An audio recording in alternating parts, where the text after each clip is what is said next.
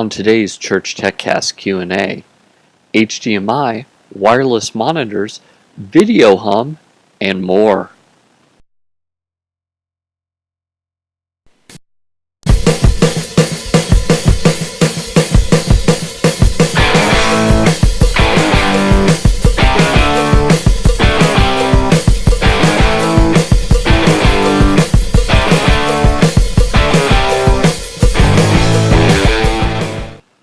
Hi everyone, and welcome again to another episode of the ChurchTechCast.com screencast show.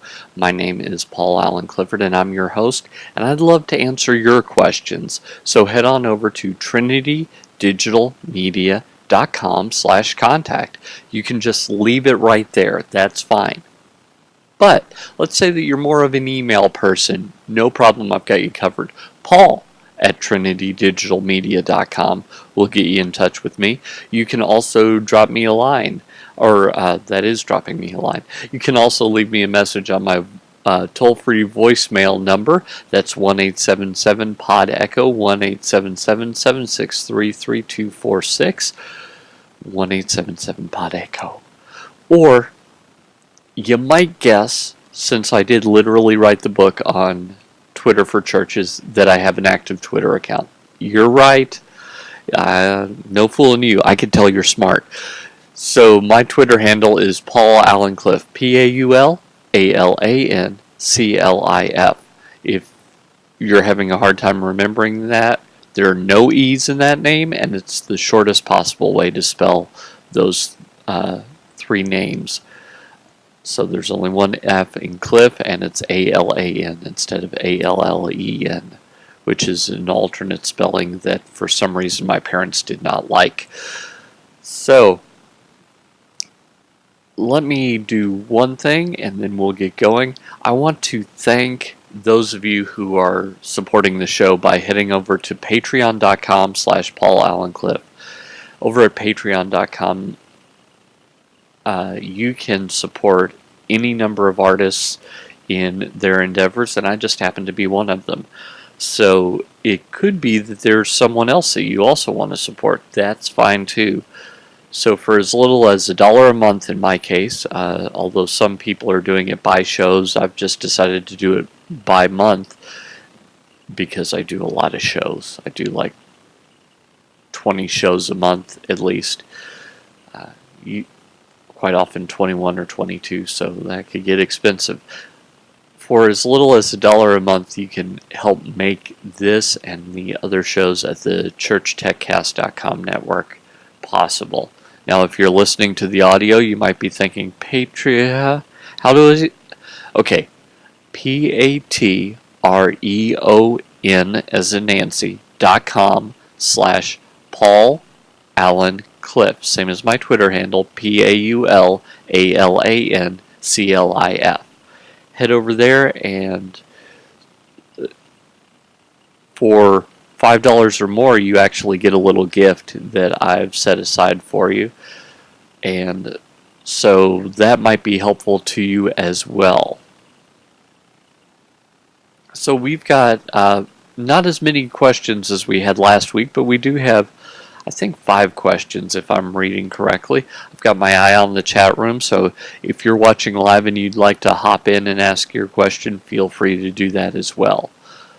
So first, we have Kyle Ferguson, who asks about HDMI to VGA. It's a long question, so I'm going to try and summarize it just a bit. We just installed a new projection system in our sanctuary, going from a single VGA-fed projector to dual 16:9 screens. The new setup is simple enough. We're using ProPresenter 5 on a Mac Mini running 10.9.2. We're feeding the computer screen via Thunderbolt to HDMI and feeding the projectors via HDMI out of the Mac Mini to a Hall Research SPHD 4A 1:4 HDMI splitter to Cat5 to eventually DVI ends on the projector. The stuff is working great with no problems. But this is where I summarize. He's got additional equipment that needs VGA. So how does he solve this problem? The problem that he's having is related to HDCP, high definition copy protection. Our friends in Hollywood have decided that they would take a perfectly good standard. HDMI is basically DVI with audio added in, and add something else that makes it break easily. And that's why he's having a problem, because they don't want you to convert it to analog. And VGA is analog. So that's the problem he's having. If I was designing this system from scratch, I'd go everywhere he says HDMI, I would replace that with DVI, and he would be fine. The problem is that he already has some equipment. The Hall Research SP-HD4A, which, by the way, is probably not a splitter, it's probably a distribution amplifier. A splitter is just something that splits. A distribution amplifier amplifies, then splits. So you get at least as strong a signal on the output side as you do on the input side. With that said, you can either go DVI, etc., as I mentioned earlier.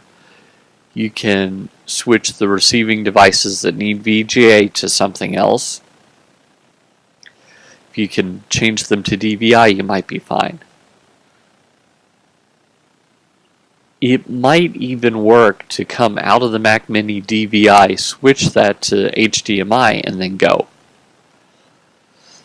In Japan and China, they have devices that can strip out the high definition copy protection so that it's easy to work with in a production environment. But we're not in Japan or China, so you can't just go to a store and buy those.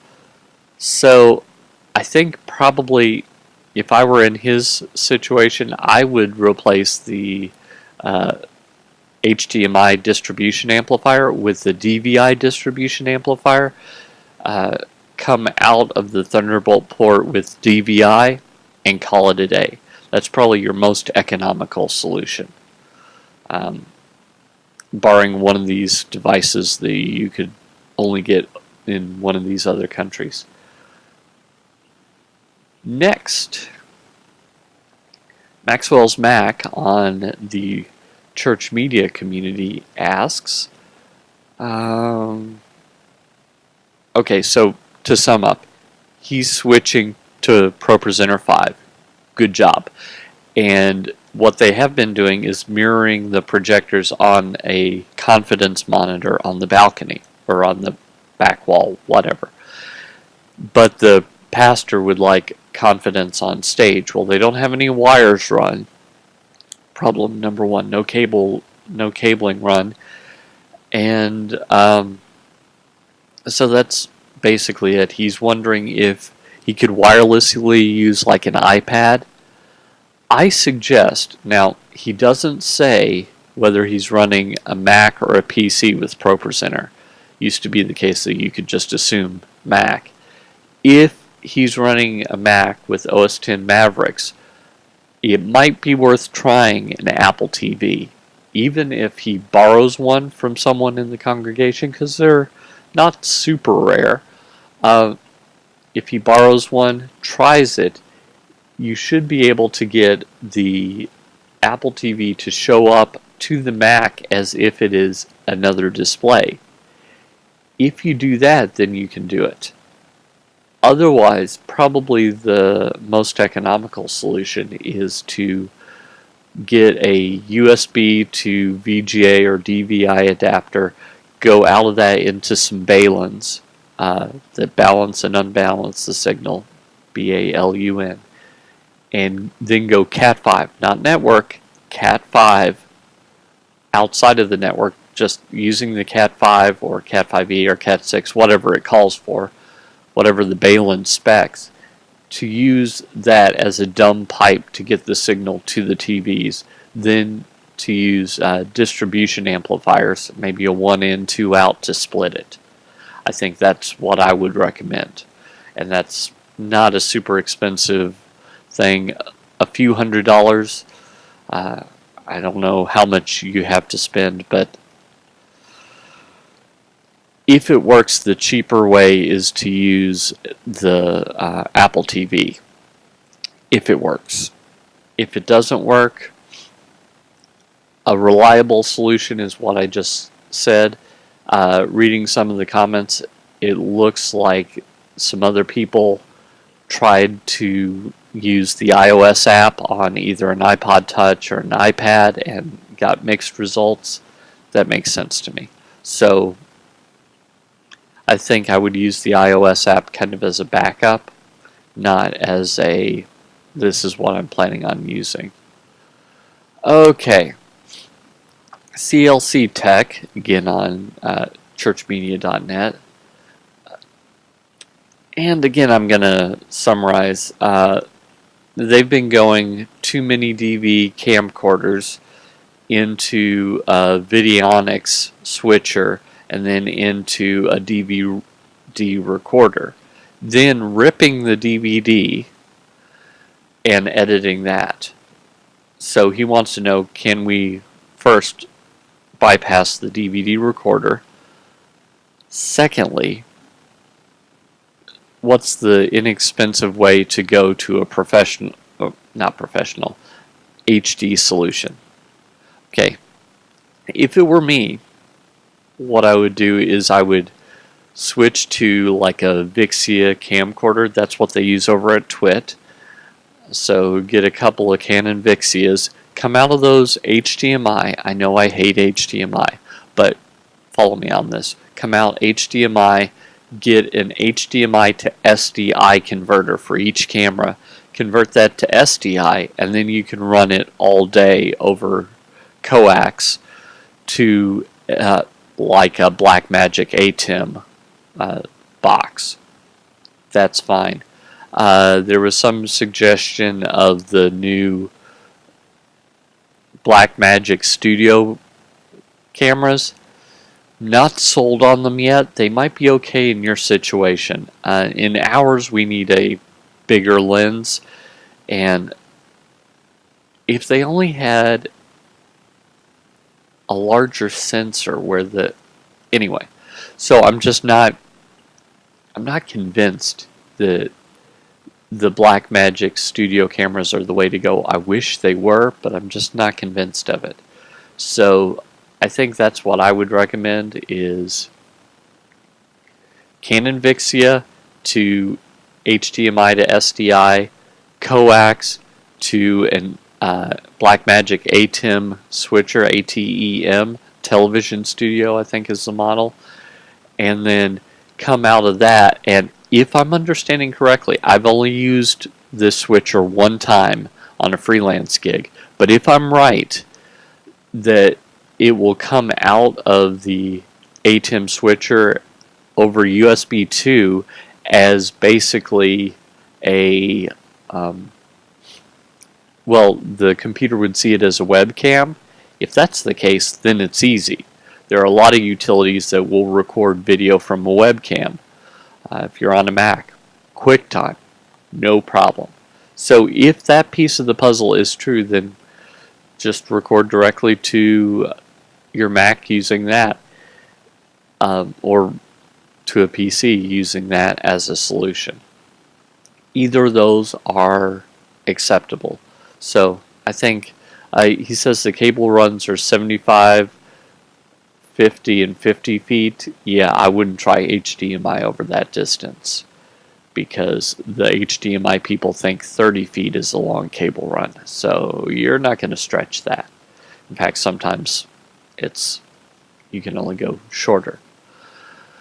Okay. Without Fear, again on churchmedia.net, says, I'm installing 3 new projectors in our kids' classroom in a couple weeks utilizing triple head to go. I was about to purchase my triple head unit, but realized there are a few new types. Our setup would be MacBook Pro to triple head to go unit out with DVI to HDMI converter to HDMI cable to projector. which version of triple head to go should I get? Longest HDMI run is like 20 to 23 feet. So I should be good on HDMI, correct? Again, I don't trust HDMI. For production, it's just not as reliable as what we need. So in questioning, it looks like his only option to get it into the computer is HDMI or VGA. So that's why he hasn't suggested DVI, which would be, quite frankly, a superior solution.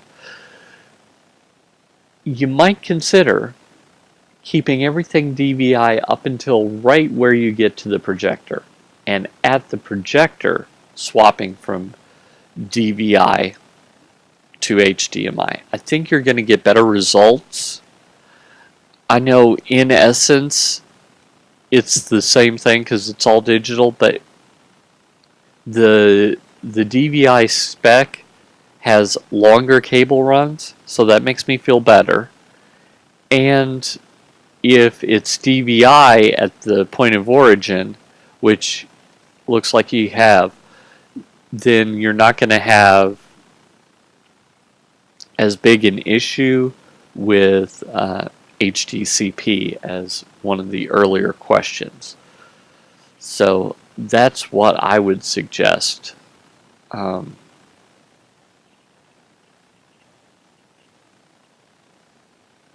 Finally, now this is a long one, so let me sum up again. Lampshades, again it's all usernames over at churchmedia.net, says here the problem: scrolling lines, bars when displaying the broadcast. This is obviously terribly distracting. So here is his procedure. He has cleared up some software issues with Vista, which is what he's using.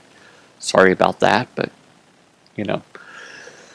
And it's over VGA, so it's an analog signal that he's sending.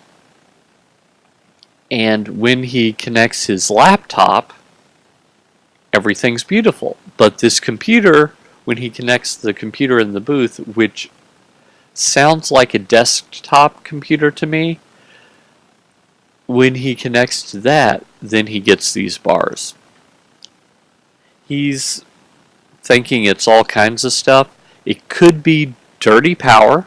It could be inducted signal along the cable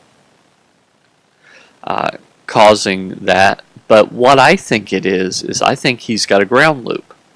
So here's the test to see if you've got a ground loop. Now this is only a test. Do not leave this, because without your ground pin, you're just asking for trouble.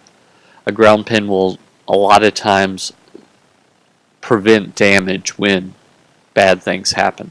So just for a minute, just for a test, unplug your computer, plug in a ground lift adapter. You know those 3-prong to 2-prong adapters you get like at Walmart for $1? Get one of those, plug it in the computer, boot it up, and see if that solves the problem. If that solves the problem, call an electrician and have them fix that. Because I think that you're going to find that basically there's a connection between the grounds that needs to be disconnected. It could also be, now I don't think this is the case, but I'd be remiss not to mention it. It could be that you're on different phases and the projector doesn't like that. Normally power comes in either 2-phase or 3-phase depending on your building. If it's 2-phase like a residential home or a smaller office might be 2-phase, then basically you get one 220, 240 volt connection coming in, and then at the circuit breaker box that's split off into 2 phases of 110, 120 and 110, 120. and if the projector is on one and the computer is on another, they would be out of phase. So while he talks about 60 hertz, 60 hertz absolutely necessary. But if you're doing it's actually going at 100. Is it? I might be wrong on that. So anyway, it's going like this, opposite, one than the other. And so they're never quite in phase. So another test is if you can plug the projector into the same circuit as the computer, or plug the computer into the same circuit as the projector. Just run a long extension cord if you have to. This is just for testing purposes. You might find that that clears the problem up. So I think those are the first two things I would do, because basically the test equipment for the ground lift, if you don't already have one, is $1, and the test equipment for the extension cord is, well, for the other test is an extension cord, which you probably have somewhere. So that's what I would do, and if that solves the problem, call an electrician and have them fix it properly.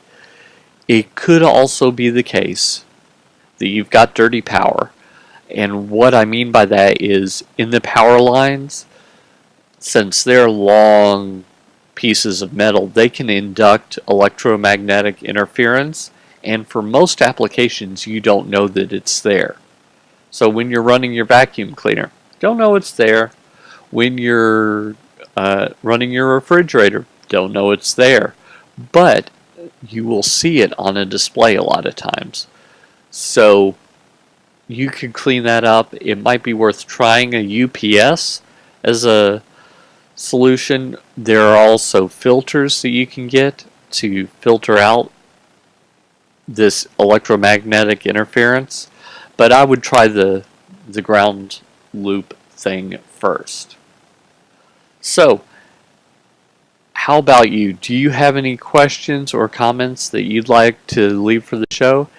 If you do, make sure you head over to trinitydigitalmedia.com/contact and just leave them for me, because next week I'm going to answer more of them, and it just might be your question. Just go ahead and leave it.